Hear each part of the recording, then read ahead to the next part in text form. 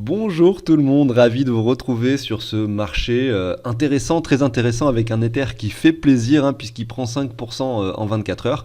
Alors que le Bitcoin lui retrace légèrement, on a touché hier sur le Bitcoin les 48 000 $, le niveau tant attendu entre guillemets, parce que c'est un niveau dont on discute depuis déjà des mois et des mois et des mois. Je pense que d'autres youtubeurs le font aussi. J'avoue que je regarde pas trop les autres vidéos des autres youtubeurs, mais je suppose que c'est un niveau très important parce que simplement ça représente les 61,8 de Fibo de la baisse, tout simplement du bear market que l'on a vécu. Alors je vais vous remontrer ça sur le graphique. Ici, voilà, je vous prends simplement le Fibo qui récupère toute la baisse. Alors je dis les 48, en réalité si on prend vraiment de mèche à mèche, on a les 48 555. Quand je dis qu'on a atteint le niveau, attention, c'est pas très précis parce que c'est pas au dollar près, mais concrètement, il faut toujours se mettre un rectangle. Vous voyez qu'ici vous aviez cette mèche précédente, alors je vais essayer de vous la matérialiser, qui se trouvait là. Vous voyez qu'on est venu chercher quasiment ce niveau-là, et puis peut-être que la hausse n'est pas finie. Alors oui, il y a eu la fake news de l'ETF approuvé, etc., qui a engendré ce mouvement. Ça a permis, ça a accéléré, on va dire, la liquidation finalement dont on parlait avant-hier. Il y avait quelques petites mèches à venir chercher. Maintenant c'est fait, donc je pense qu'aujourd'hui, là, à l'heure qu'il est, on est le 10 janvier 2024, on peut dire que ça y est, la vague haussière du Bitcoin que l'on voulait est faite. Elle est peut-être pas terminée, mais en tout cas, on est satisfait de voir ce que l'on a vu jusqu'à maintenant sur le Bitcoin sur ces derniers mois. Moi, je vais vous montrer tout ça, je vais vous justifier ça par des événements graphiques qui se sont produits ces dernières années pour vous justifier ce que je viens de dire par rapport au Bitcoin et sa poussée récente. Maintenant, l'Ether, lui, se comporte très très bien aussi, mais beaucoup moins bien que le Bitcoin. Et peut-être que dans les mois qui viennent, en fait, il va surperformer ce marché. Et si c'est le cas, on aura d'autres altcoins qui le feront également. Et justement, on va discuter de ça rapidement aujourd'hui. Et on va voir comment optimiser son portefeuille. Parce que est-ce qu'aujourd'hui il faut plutôt vendre du Bitcoin pour des stablecoins, plutôt acheter des altcoins? Voilà, il y a plein de possibilités différentes. Est-ce qu'il faut acheter plutôt de l'Ether, du Solana, etc. Il y a plein de choix possibles, mais il faut qu'on en discute parce que derrière, le choix vous appartient. C'est vous qui devez prendre la décision pour votre propre portefeuille et chaque personne va prendre des décisions différentes et c'est ok. Ce qu'il faut simplement, c'est que ce soit adapté à votre goût du risque. Si vous avez plus ou moins envie de prendre des risques, vous n'allez pas réagir de la même façon. De l'argent que vous avez investi, est-ce que c'est une grosse somme dans votre tête ou est-ce que ça ne représente pas grand-chose?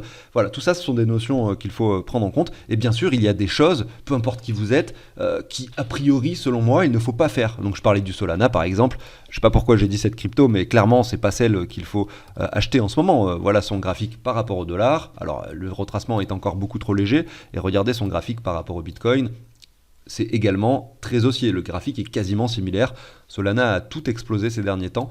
Et c'est peut-être, on va dire, un peu risqué d'investir dedans maintenant, puisque vous pouvez vous prendre un moins 50, voire un moins 60% assez rapidement, contrairement à d'autres cryptos. Voilà. On va justement regarder un peu tout ça. Je vais vous passer la très courte introduction. Pensez à vous abonner, à liker si le contenu vous plaît. Moi, je vous dis à tout de suite.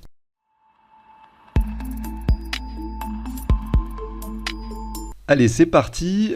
Sache que si ça t'intéresse, j'ai créé un outil qui récupère automatiquement les prix des cryptos, qui les actualise chaque heure, donc sur une sorte de tableur Excel. Toi, tu rentres toutes tes cryptos, toutes les plateformes sur lesquelles tu as des cryptos, et en fait, ça te permet de savoir où tu en es, combien tu as d'argent, tu le sais, combien tu es en train de gagner ou de perdre, tu le sais, ta répartition stable crypto, Bitcoin, altcoin, tu la connais, et ça te permet de prendre, en tout cas, les bonnes décisions. Enfin, en tout cas, c'est ce que j'espère pour toi, puisque moi, clairement, ça m'aide dans mon quotidien avec mon portefeuille perso, évidemment. À évidemment prendre les décisions adéquates. Alors je te mets en haut à droite du coup une petite vidéo dans la notif qui va te permettre de mieux comprendre comment cet outil fonctionne en détail. J'ai créé cette vidéo pour toi et ensuite tu as dans la description tout simplement le lien qui t'amène sur le site du coup de CryptOrganize et c'est l'endroit où tu peux acquérir l'outil. Alors le Bitcoin, on va commencer avec ça, on va en parler rapidement. On est satisfait aujourd'hui, on est satisfait parce que, alors oui en fait on n'est pas venu chercher les 48 000 précisément. Là ici je suis sur Bitstamp pour regarder sur d'autres plateformes évidemment le niveau qui a été atteint. On est sur les 47 850, voilà. On y est quasiment et pour moi c'est satisfaisant, c'est ce qu'on voulait voir. Je reprends simplement cette ligne horizontale qui récupère les 61,8. On voit qu'on vient réintégrer cette zone des 61,8 de Fibo. Et si je dézoome, c'est là où je voulais en venir tout à l'heure, que effectivement, je ne voulais pas vous passer en intro, ça aurait été un petit peu long. Et si je dézoome, je regarde le marché baissier du coup de 2017, là on était en 2018, etc. Je prends le sommet, le bottom. Regardez, la hausse qui a suivi, eh bien on est venu chercher les 61,8. C'était les 13 000 et quelques. On est même allé un petit peu au-dessus. Voilà, maintenant je retourne en 2015. Voilà, c'est simplement encore le marché baissier précédent.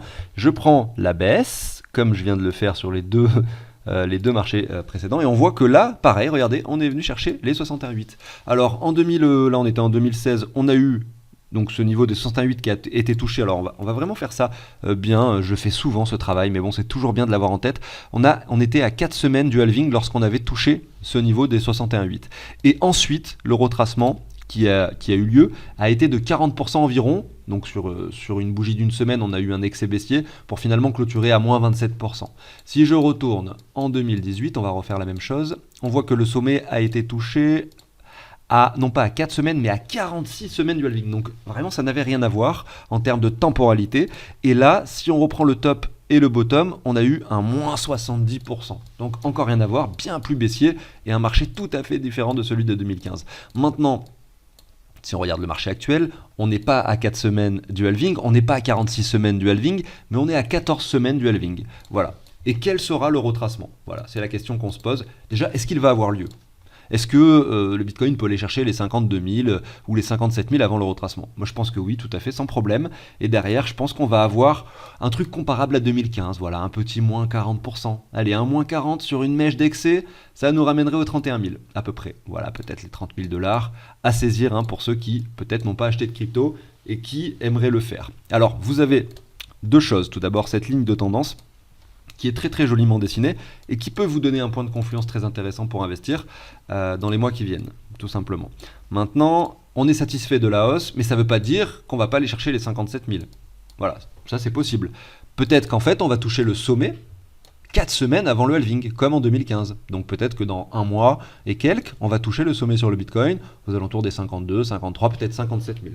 Maintenant, croire ou penser, en tout cas, que le Bitcoin va effectuer avant le halving un ATH, ça serait, on va dire que si ça arrive, ça serait extrêmement bullish pour le prochain bull run que l'on va avoir. Mais j'y crois pas trop. J'y crois pas trop parce que c'est jamais arrivé dans l'histoire et je vois pas pourquoi ça se passerait maintenant alors qu'en plus de ça, on est sur un marché déjà fortement capitalisé. Alors peut-être que la mise en service des ETF, peut-être que ça va amener beaucoup d'argent et que ça peut faire monter le Bitcoin, évidemment, ça bien sûr, mais de là à penser que ça le fera faire toucher un ATH, bon, avant le halving, j'y crois pas. Donc ça, c'était pour le Bitcoin. Je voulais simplement vous faire cette petite comparaison. Donc très très simple, analyse graphique, vraiment hyper facile à comprendre pour tout le monde, même pour les personnes qui n'ont jamais vu de graphique. Je pense que là, vous avez bien cerné un peu ce graphique-là, le Bitcoin, les niveaux actuels, les niveaux sur lesquels vous pouvez prétendre un achat. Et effectivement, vous savez que là, aujourd'hui, comme je le disais, c'est pas un niveau d'achat pour moi. Oui, on peut aller chercher les 57 000, mais non, je n'irai pas mettre de l'argent frais aujourd'hui dans le Bitcoin. Alors, avant de dériver sur l'Ether, j'aimerais vous montrer quelque chose, notamment ce graphique du Bitcoin, mais en daily. Et en daily, c'est quand même incroyable ce qui est en train de se passer. Parce que vous avez une triple divergence. Ça veut dire quoi une triple divergence? Ça veut dire que là, regardez, je dis triple en fait, ça peut être, on pourrait même dire qu'il y a 1, 2, 3, 4 sommets, on va rester comme ça. On voit que là, vous voyez qu'on fait un point qui est aux alentours des 35 000, c'était la première vague haussière. Ensuite ici on vient chercher les 38, ici on vient chercher les 45, là c'était au mois de décembre, le 6 décembre, là c'était le 8 novembre et là le 25 octobre. Et là récemment, le 9 janvier, on vient chercher les 47 et quelques dollars, mais 47 000 et quelques dollars. Et sur le graphique en daily, vous voyez que le RSI ne fait que de chuter. Donc ça, c'est une divergence de très longue date que l'on observe en daily. Et c'est pas du tout bullish comme graphique. Et d'ailleurs, si vous regardez, on se positionne comme ça. Alors oui, c'est bullish à l'écran, mais je veux dire pour le futur, enfin en tout cas ce qu'on peut imaginer dans le futur, c'est plutôt quelque chose qui chute maintenant. Et regardez, si on prend ce point-là, on voit qu'elle a été légèrement confirmée. Est-ce qu'on peut appeler ça une confirmation? Je sais pas. En tout cas, c'est très léger, mais là on vient se contracter ici et je suis prêt à parier que dans les jours qui viennent, là on est en daily, on vient de casser cette ligne pour de bon cette fois-ci. Et là on aura la vraie confirmation de la divergence. Ça ne veut pas dire qu'on ne peut pas aller chercher les 50, je le redis encore, c'est pas parce qu'on a une divergence de longue date, etc. Tant qu'elle n'est pas vraiment confirmée, pour moi ça c'est pas une réelle confirmation, on peut très bien aller chercher les 50 et quelques, les 52, les 53 000, avec peut-être quelque chose qui vient ici, qui remonte par là, vous voyez. Et on aura la quatrième, la quadruple divergence entre guillemets. Voilà, je voulais simplement vous montrer ça parce que c'est assez intéressant et ça va me permettre de dériver sur l'Ether par rapport au Bitcoin qui est en train de nous faire totalement l'inverse. Donc l'Ether, lui, il se fait manger par le Bitcoin depuis plusieurs mois parce que le Bitcoin monte un peu en solitaire. Et ce que l'on constate sur l'Ether par rapport au Bitcoin, c'est en weekly, je vous le montre ici, un point qui est plus bas que les précédents ici le 1er janvier. Et même au cours de cette semaine, je pense que c'était hier lorsque le Bitcoin a touché les 48, l'Ether est venu très très bas par rapport au Bitcoin et se reprend. Et il se reprend bien, regardez, on est sur un 5% de performance, 5,5. Plus la vidéo avance et plus ça monte. On est déjà à 2418 $. Et puis c'est vrai que là, ce qui est intéressant, c'est qu'en weekly, on observe la divergence, qui certes n'est pas confirmée, mais qui est bien présente. Et si sur le Bitcoin je retourne en weekly, simplement pour faire la comparaison, la même comparaison, vous voyez que c'est la même chose. La divergence elle est matérialisée mais pas confirmée également à cet endroit-là en weekly. Vous voyez qu'en weekly c'est pas comme en daily. En weekly on a touché le sommet lorsque le Bitcoin était ici au 44 000, c'était au mois de 11 décembre. Donc maintenant ce qui va être cool de faire, c'est passer en daily sur ce graphique. Et sur ce graphique de l'Ether en daily, on voit que c'est comme le Bitcoin mais à l'inverse. On a eu le début de divergence qui a commencé à se former en novembre, que derrière ça n'a fait que chuter, l'Ether en tout cas. Regardez, on est sur finalement un canal assez propre ici, qu'on peut même mettre avec une parallèle. Si je fais copier-coller, on va voir si la parallèle colle bien. On va prendre les deux sommets. Ouais, c'est plutôt propre en tout cas, au niveau de la mèche, c'est propre. Voilà, on est dans ce canal, et ce canal, il est matérialisé par une divergence qui n'est pas encore confirmée en daily. Vous voyez, contrairement au Bitcoin où on a un peu ce doute, etc. Mais voilà, l'Ether a l'air de se reprendre. Et un des scénarios que j'envisage, ça serait effectivement un Ether qui monte par rapport au Bitcoin dans les mois qui viennent, avec un Bitcoin qui probablement devrait aller vers les 30 000 $. Et si ça arrive, comment est-ce qu'on peut réagir maintenant avec notre portefeuille? Qu'est-ce qu'on peut faire comme action? Alors, vous avez plusieurs choix. Le premier choix, qui pour moi finalement est plus risqué, alors qu'en réalité, si on prend les règles de l'investissement, c'est clairement moins risqué, mais pour moi personnellement, ça me paraît plus risqué parce que je suis un full optimiste crypto et blockchain.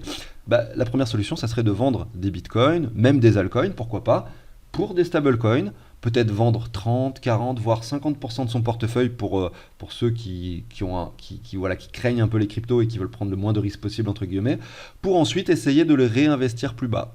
Par contre, si vous faites ça, si vous vendez 50% de votre portefeuille maintenant, que ce soit des bitcoins, des ethers, toutes les cryptos que vous avez, si ça continue de monter, il ne faudra pas racheter, parce que c'est ça le piège, c'est de perdre en fait. Vous dites voilà, là ça monte, en fait je suis en train de rater toute la montée là, donc faut que je rachète pour pas rater le train, le nouveau sommet arrive, etc. Et derrière c'est à ce moment où vous allez racheter que ça va crash clairement. Donc il ne faut pas racheter.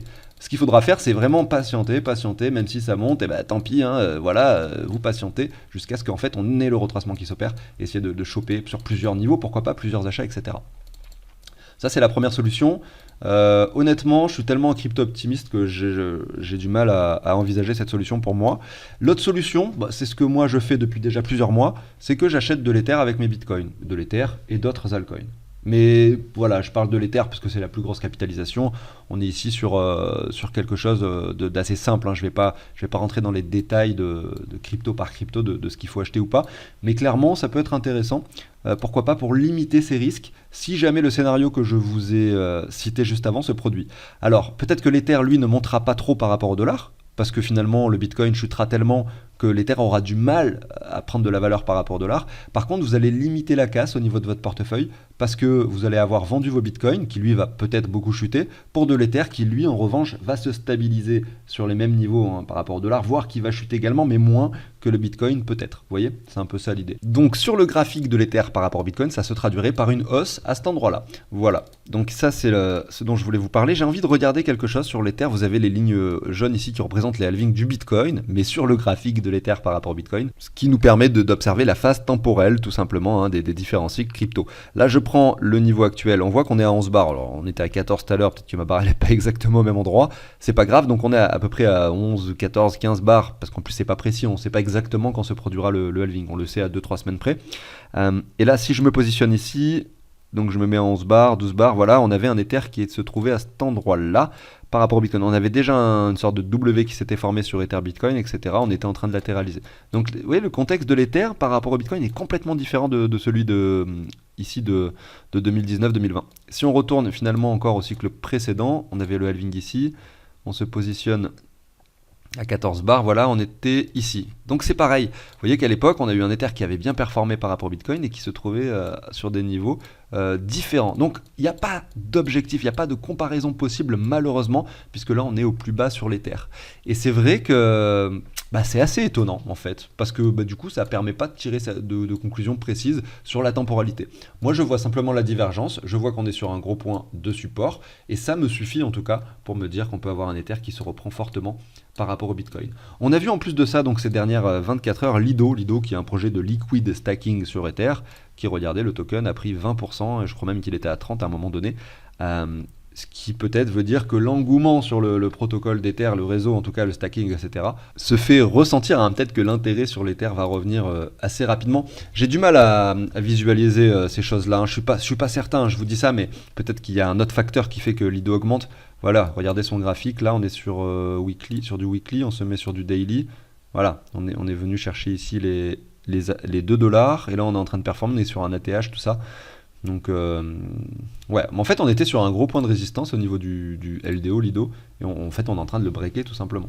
On peut voir un autre projet, par exemple Rocket Pool, RPL par rapport au dollar, voir ce que ça donne, pour essayer de capter un peu l'intérêt sur l'Ether. Pareil, on voit que sur 24 heures on a cette petite performance, donc quelque chose est-il en train de se passer sur le réseau d'Ether, sur le stacking, etc. C'est possible. Moi ce que je vois ici, c'est que sur Rocket Pool on n'a pas fait de sommet. Et j'ai souvent vu d'ailleurs Rocket Pool performer dans un second temps. On a à chaque fois vu le Lido performer d'abord et le RPL ensuite. Donc intéressant de voir que là on a eu ce joli range. J'ai pu accumuler un peu du RPL sur ces différents niveaux. Alors maintenant c'est vrai qu'on est déjà sur les 32 dollars. On est sur un point de résistance. Peut-être pas le meilleur moment d'acheter du RPL. Après des petites sommes pour diversifier, pourquoi pas. Bien sûr, j'avais fait une vidéo sur le Rocket Pool et l'intérêt de ce projet et à quel point c'était important pour Ether et pour sa décentralisation. On pouvait essayer de la trouver, je pense que j'avais mis du mettre Rocket Pool dans le titre, j'espère. Sinon si je la trouve, je vous la mets dans la notification en plus ici en haut à droite. C'est très intéressant pour ceux qui ont un peu du temps libre et qui veulent s'intéresser à ça et à la finance décentralisée aussi en parallèle. J'arrive sur la fin de cette émission, beaucoup d'informations aujourd'hui, peut-être pas mal désordonnées d'ailleurs, parce que je l'ai enregistré un peu rapidement. N'hésitez pas à commenter si ça vous chante, à vous abonner, à liker bien sûr. Moi je vous retrouve très bientôt pour une nouvelle émission, je vous dis bonne journée à tous, ciao tout le monde.